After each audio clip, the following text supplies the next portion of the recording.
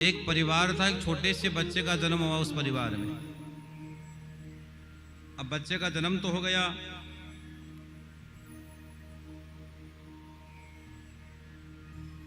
और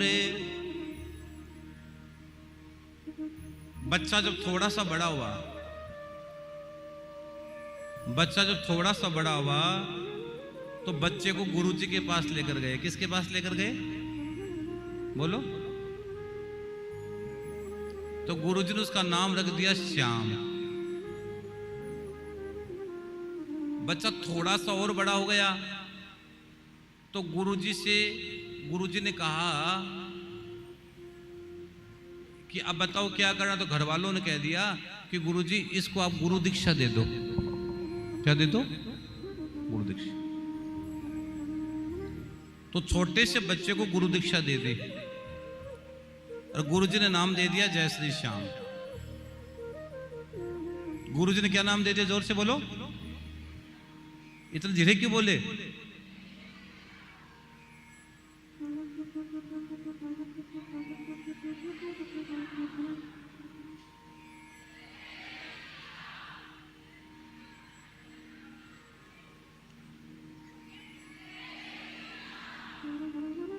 गुरुजी ने बोला जय श्री श्याम, नाम दे दिया, मंत्र दे दिया गुरुजी ने। अब गुरुजी ने मंत्र बोल दिया, मंत्र दे दिया, तो बच्चे ने उस मंत्र को आत्मसात कर लिया। गुरुजी ने जो मंत्र दिया उस बच्चे ने आत्मसात कर लिया। 24 घंटे बच्चा सारे दिन उड़ते बैठते खाते पीते घूमते सब जगह धीरे धीरे जय श्री श्याम जय श्री श्याम जय श्री श्याम जय श्री श्याम जय श्री श्याम जय श्री श्याम जय श्री श्याम जय श्री श्याम जय श्री श्याम जय श्री श्याम जय श्री श्याम करता रहता। और श्याम नाम की मस्ती होती है, अलग ही होती है मेरे बहन भाई। अब बच्चा रोज जय श्री श्याम का नाम भजन करता।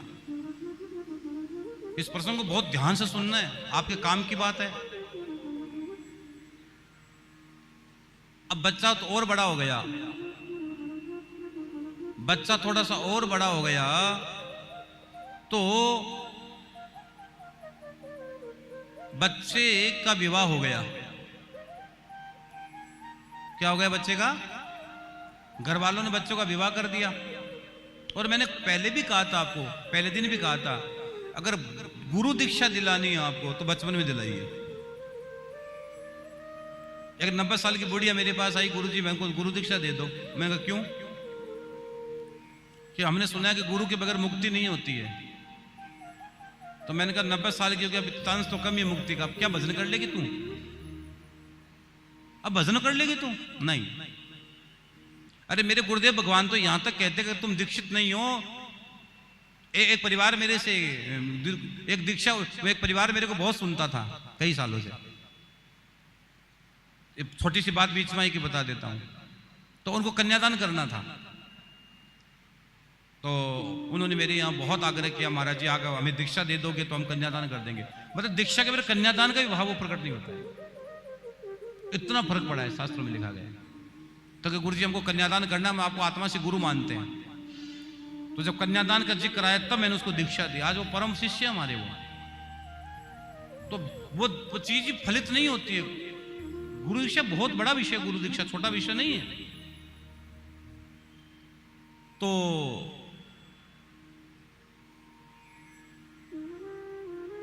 अब 90 साल की बुढ़िया काय की दीक्षा लेगी बताओ? बस केवल खाने पूर्ति मत करो जीवन में। खाना पूर्ति के लिए जीवन नहीं मिला है, जीवन जीने के लिए मिला है। जीवन को जीना जीवन नहीं, जीवन को जानना जीवन है। जिसने जीवन को जान लिया वो जीवन है। हाँ, हर आदमी जीवन को कहां से जान पाया है।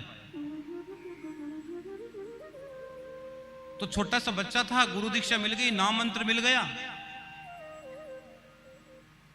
और बच्चे का जब बड़ा हुआ तो घर वालों ने क्या कर दिया? बच्चे का विवाह कर दिया। अब शादी हो गई। अब शादी होने के बाद पति पत्नी दोनों, ध्यान से सुनना भाई रे, पति पत्नी दोनों घूमने के लिए निकले। पक्का श्याम भक्त था वो। पति पत्नी दोनों घूमने के लिए निकले तो जाकर एक नाव में बैठे। इस पार से उस पार जाना था, उस पार में जाना था। किस पर बैठे वो? नाव में बैठे। जब नाव में बैठे तो नाव में और बहुत सारे मुसाफिर बैठे थे, बहुत सारे मुसाफिर बैठे थे। और पति पत्नी दोनों बैठ गए और नाविक ने नाव चलाना प्रारंभ कर दिया। और नाव ठीक मझधार में पहुंची, उसी समय नाविक ने कह दिया कि तूफान आ रहा है, तूफान आ रहा है, भयंकर तूफान आ रहा है। तो तूफान में क्या होगा, नाव डूब जाएगी, नाव डूब जाएगी। तो भैया अपने अपने भगवान को याद कर लो, क्यों नाव डूब जाएगी, कोई बचेगा नहीं जिंदा एक भी। तो अपने अपने भगवान को याद कर लो। तो किसी के हाथ तो प्रार्थना के लिए उठे, किसी के हाथ इबादत के लिए उठे, हर व्यक्ति प्रार्थना करने लगा, हे भगवान, हे भगवान, हे भगवान। क्यों मेरे गुरुदेव कहते कि बचपन में माँ नहीं तो बचपन बिगड़ जाता है, जवानी में महात्मा नहीं तो जवानी बिगड़ जाती है, और अंत में परमात्मा नहीं तो मृत्यु बिगड़ जाती है। बचपन में माँ, जवानी में महात्मा और अंत में परमात्मा।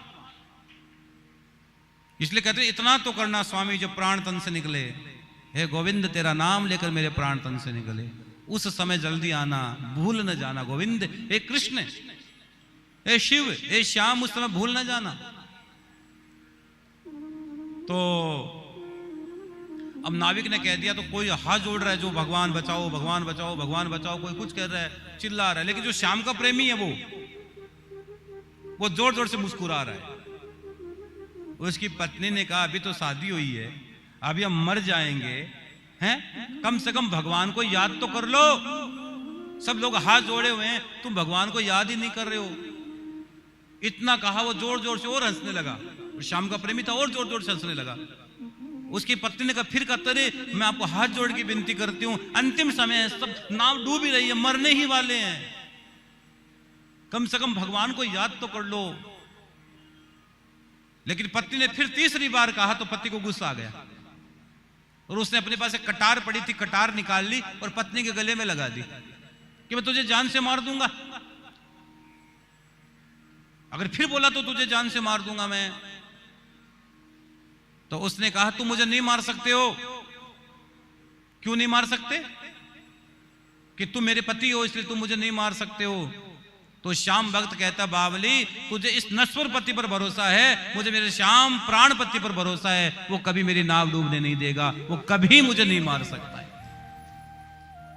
कैसे मार सकता है? तुझे इस पति पर भरोसा है, संसारी पति पर भरोसा है कि मैं तुझे तलवार से नहीं मार सकता। इसी तरह मुझे पहले परम परम परम आराध्य पर भरोसा है, श्याम धनी पर भरोसा है।